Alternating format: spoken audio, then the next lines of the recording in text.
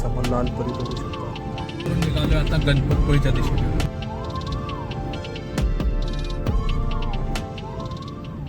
नमस्कार मित्रांनो, स्वागत आहे आपल्या एका नवीन जर्नीमध्ये. आणि मित्रांनो, आज आपली जर्नी असणार आहे पन्हाळगडावरून रत्नागिरी गणपतपुळेला. तर आता वाजले सकाळचे 5:30 आणि आपला आजचा प्रवास सुरू होणार आहे आता. तर मित्रांनो, आजच्या प्रवासामध्ये आपण जो रत्नागिरी नागपूर हायवे आहे त्याचं काम कुठपर्यंत आलं हे सुद्धा कव्हर करणार आहोत. आंबा घाटामध्ये 4 लेनचं जे काम चालू आहे ते पण सुद्धा पाहणार आहोत आपण. त्यासोबत या टोटल प्रवासामध्ये किती खर्च आला, पन्हाळगडावरून रत्नागिरीला टोटल किती खर्च झाला या प्रवासामध्ये, याची सुद्धा माहिती मी तुम्हाला या व्हिडिओमध्ये देणार आहे. तर व्हिडिओ शेवटपर्यंत नक्की बघा. आता वाजले 5:30 वाजून गेलेत आणि आपला प्रवास आता सुरू करूया.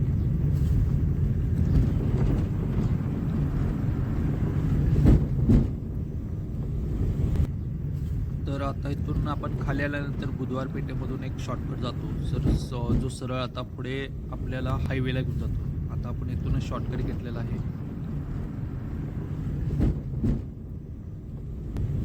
आणि मित्रांनो, आता समोर आला आहे तो रत्नागिरी नागपूर हायवे, ज्याचा 166 नंबर आहे, म्हणजेच आपला कोल्हापूर रत्नागिरी हायवे. या शॉर्टकटने आल्यानंतर मित्रांनो साधारण 5 ते 6 किलोमीटरचा आपला प्रवास वाचलेला आहे. आणि अजून 4 लेनचं काम चालू आहे. आपण या संपूर्ण प्रवासात बघणारच आहोत की 4 लेनचं काम कुठपर्यंत झाले आणि अजून काय काय बाकी आहे ते.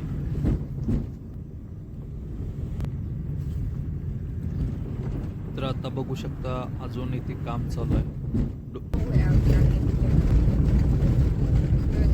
एवढी दगड रात्री फोडून गेलो मित्रांनो मी. 400 रुपये आजारी मिळते मला एवढ्या दगडासाठी. बघा माझी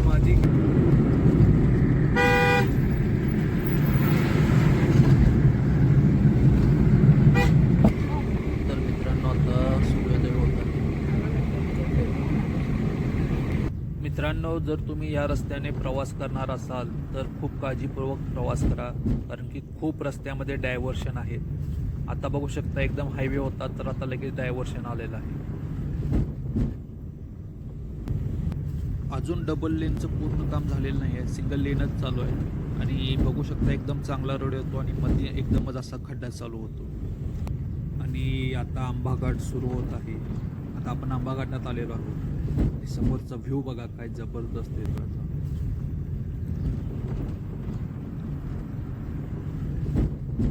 आणि आंबा घाटातला जो सुरुवातीचा रोड आहे तो आहे तसा आहे. तिथे कुठेही काही चेंजेस झालेले नाहीत. ते 4 लेन वगैरे काही झालेलं नाही आहे. जसा पहिला होता तसाच आता सुद्धा आहे.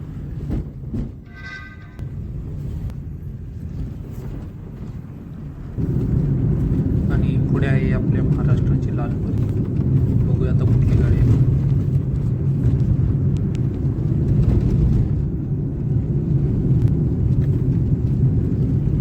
तर रत्नागिरी जिल्ह्यातील मंडणगड टेम्पोची ही गाडी आहे.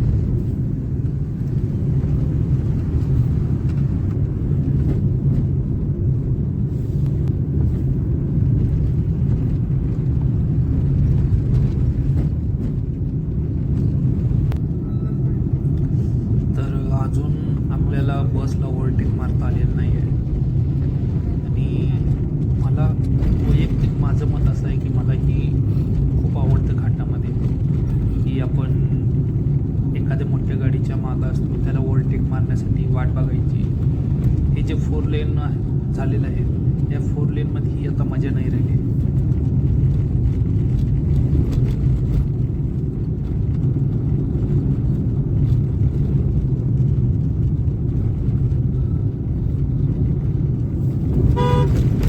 आणि फायनली आता आपल्याला जागा मिळालेली आहे ओव्हरटेक मारायला.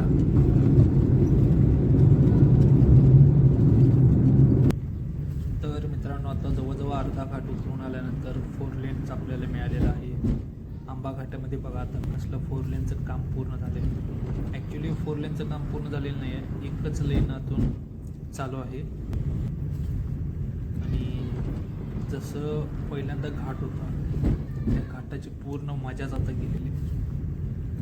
अजून सुद्धा फक्त एकच लेन चालू आहे, 1 लेनचं काम चालू आहे.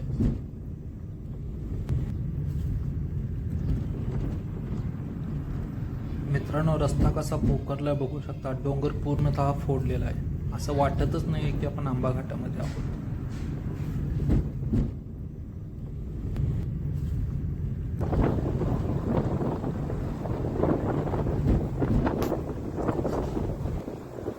तर मित्रांनो, बघू शकता रस्ता कसा आहे समोर आणि काय व्ह्यू येतोय. आणि सगळ्यांना एक विनंती आहे की जे कोण पण प्रवास करणार आहे या रस्त्यावरून त्यांनी खूप काळजीपूर्वक गाडी चालवावी, कारण की खूप डायव्हर्शन आहेत रस्त्यामध्ये.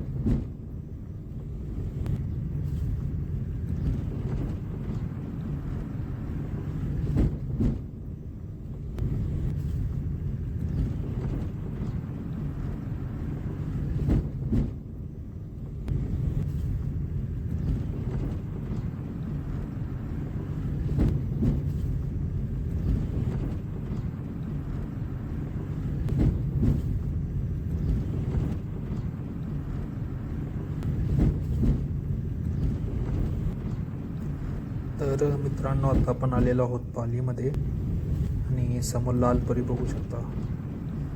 आणि हा जो आता हायवे आहे, हा हायवे आहे मुंबई गोवा हायवे.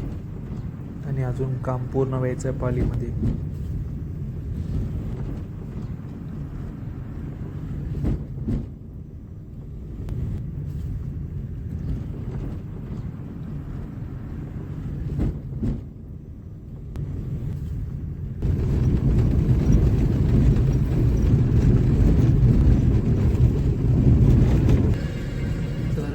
सरळ गेला आहे मुंबईला आणि लेफ्ट साईडला आपण जाणार आहोत रत्नागिरीला.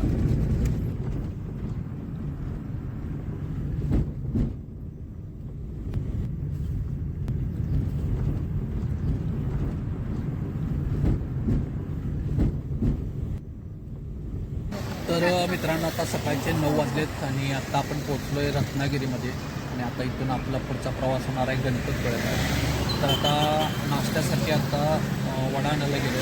तर नाश्ता आल्यानंतर मग डायरेक्ट आपण पुढे आरेवारीच्या इथे थांबून आता नाश्ता करणार. रत्नागिरीतला अप्रतिम वडा आज मी खातो इथं.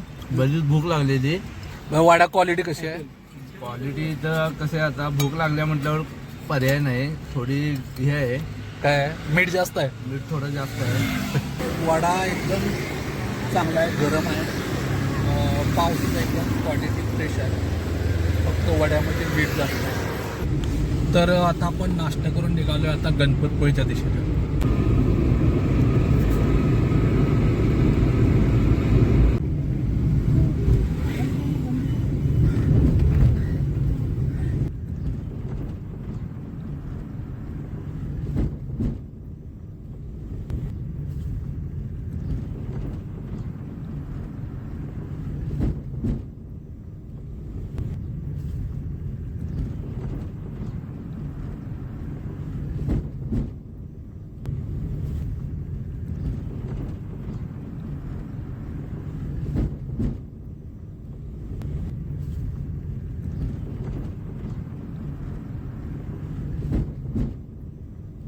तर मित्रांनो, आता मी आलो आहे आरेवारी बीचवरती आणि समोरचा व्ह्यू बघा काय जबरदस्त येतो आहे. तर मित्रांनो, आता सकाळचे 10:30 वाजलेत आणि आता गणपतपुळेला पुढे दर्शनाला जायचं आहे. तर आता निघालो आहे आरेवारीतून. सर आता गणपतपुळेमध्ये जाऊनच भेटूया.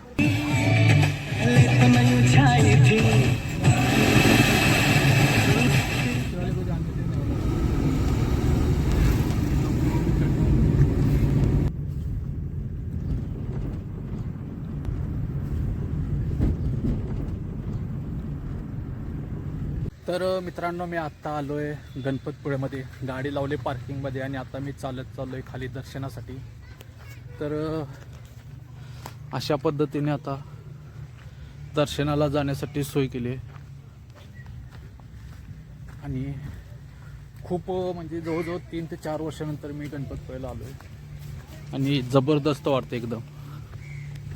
तर जातो सर, आता मंदिराजवळ जाऊनच भेटूया. तर मित्रांनो, आता आलो आहे गणपतपुळेमध्ये आणि तर आता पहिला दर्शन घेतो आणि मग दर्शन झाल्यानंतरच डायरेक्ट भेटतो. तर मित्रांनो, आता दर्शन करून झालेलं आहे आणि बाहेर येऊन आता निवांत सावलीमध्ये बसलेलो आहे. तर आता आपण ह्या व्हिडिओचा इथे शेवट करणार आहोत. भेटूया आता उद्याच्या व्हिडिओमध्ये. तोपर्यंत जय महाराज.